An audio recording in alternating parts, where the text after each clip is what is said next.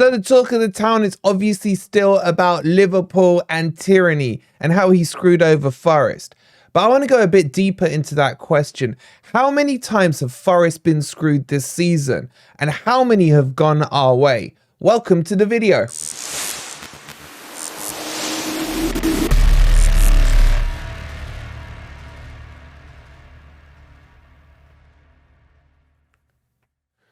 Good morning, good evening, or good night. I hope you guys are doing well. And welcome to your latest Nottingham Forest news thingy majig.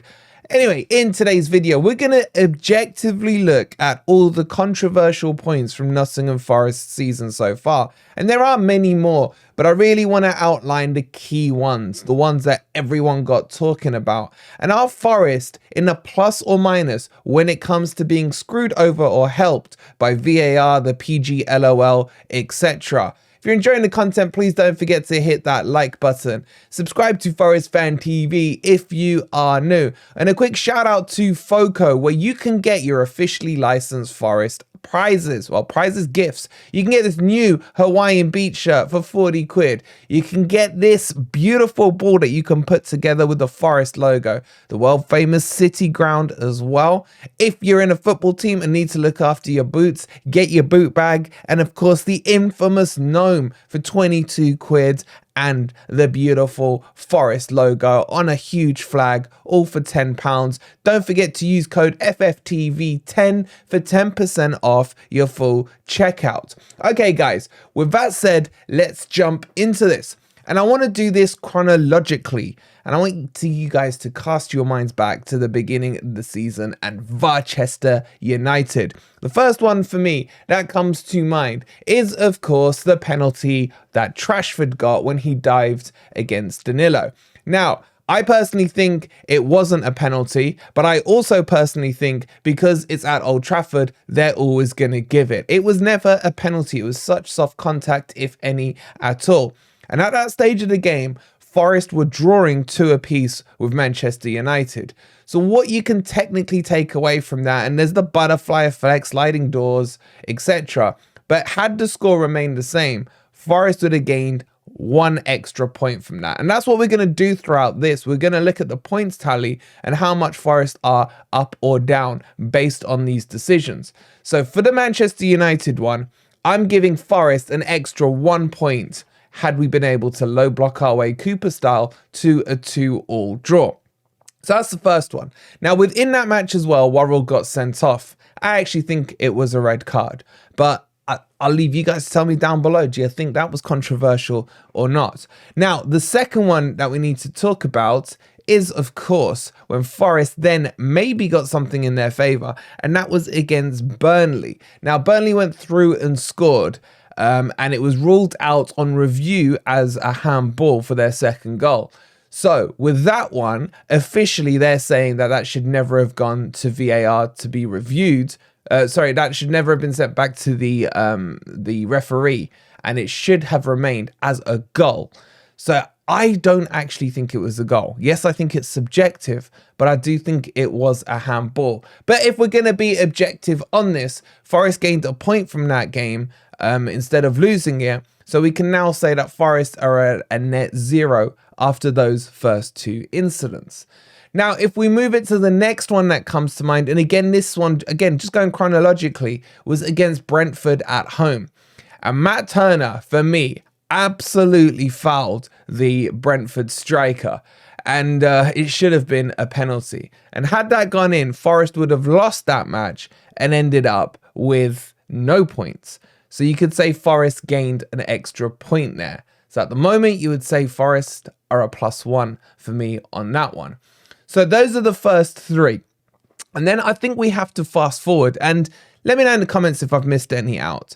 The next major controversial one was the Bolly one against Bournemouth in Nuno's first game of his tenure. And that for me, I haven't found anyone, including Bournemouth fans, and shout out to the Bournemouth fans who held their hands up and said, what the hell was the ref doing? Now in that game, I honestly believe Forest would have won that. We had the manager bounce. We took the lead with 10 men. 10 men against Bournemouth. So yes, Solanke was red hot that day. but I think at least Forest would have gained a point.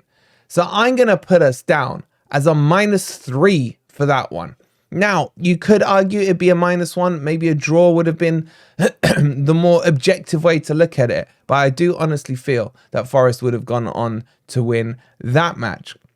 The next controversial one is Bet365 himself, Toney, with his cheating, where he moved the ball and moved the foam gates and all of that.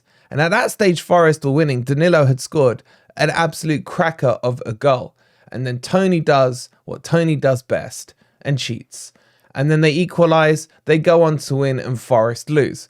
Now, on this one, I will say that I'll just wipe out that goal, and then eventually you could say a draw would have been a fair reflection of that game.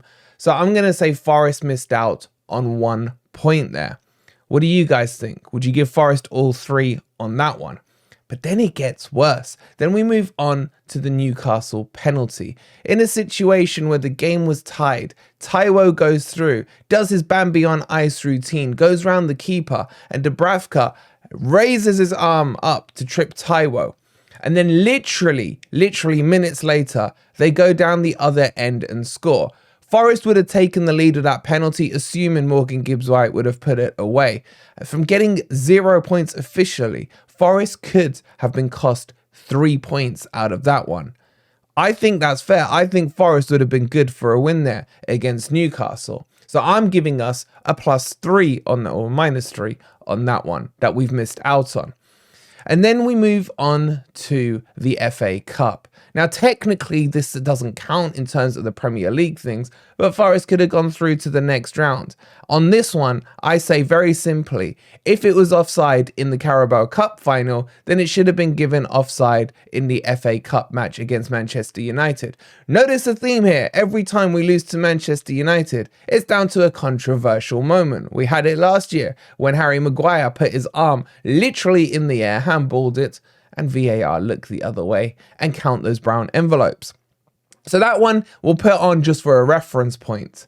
And then that brings us on to this one from the weekend. Now, the Liverpool fans are still crying about it, saying that there was 1 minute and 50 seconds in between it.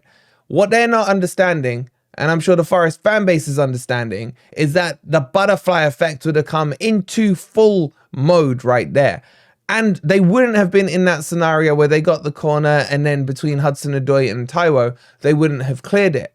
And therefore, the game probably and more likely would have petered out into a 0-0 draw, and Forest would have gained another point. So let's tally all these up and see where Forest stand on it. Okay, so if you tally up my analysis, which is obviously slightly subjective, that would put Forest in a net position of -9 points. Now, even if you said we weren't going to beat Bournemouth and we weren't going to beat Newcastle, you can knock 4 points off of that. It would still be -5 points. So the net plus and minus for me really is working against Nottingham Forest. And I do think I'm being fairly-ish subjective. I'd rather, if there's any non-Forest fans watching, let me know. So let's just say in my scenario, Forest were to gain 9 more points. That would put us on 33 points and 13th in the table. Even if you say as a down-dialed figure, 5 points, that would put us on 29 points and put us 14th in the table. And these points matter. Why? Because if Forest, after we've had the hearing at the end of this week, are to be charged with 6 points or whatever, we would then find ourselves in the position we are currently in, which is 4 points clear of the relegation zone. And that's why these decisions are so significant in terms of the ramifications on whether or not this time next year, Forest are a Premier League team or not. Now, what I will add to that as well is I'll stick by this. The football I'm watching under Nuno right now is not a relegation threatened team. It's an inconsistent mid-table team that's trying to progress into being a top 10 team. I firmly believe that. You guys may or may not agree with that statement. Let me know if you do down below. But the point here is our points tally would reflect that of a mid-table team. 13th, 14th, around that. And let's not forget, add on to that all the stupid mistakes we've seen. We've seen goalkeeper blunders, we've seen defensive mistakes, etc. This is the difference. This is the Chris Hughton moment, the fine margins between where Forest are now and where they should and potentially could be. Now, I don't know if you guys have done it before, but I found it a real eye-opener when I looked at this points tally and the difference that this goddamn corrupt VAR, referee, PGLOL, whatever you want to label them as, makes to Nottingham Forest. Now, I'm not saying we're alone in this either. I'm sure every club in and around us has a grievance on a decision they've had. But I really do think the crap that we've gone through is so blatant that it's ridiculous. I would put Wolves alongside us. They've been screwed heavily this season. And then I'm sure other clubs can make their own cases for it. But what do you guys think? Do you agree with me that, let's say, Forest should have at least 5 and probably 9 points more on their tally this season? What are your thoughts on that? Hope you've enjoyed this video. I'm looking forward to reading your comments. Get your thoughts in it all. Do you agree with all the incidents I've said? Is there any I've missed that are even more blatant than that? Let me know, as always, in the comments down below. If you've enjoyed the content, please don't forget to hit that like button. Subscribe to Forest Fan TV if you are new. And we'll see you on the next video. Come on, you Reds.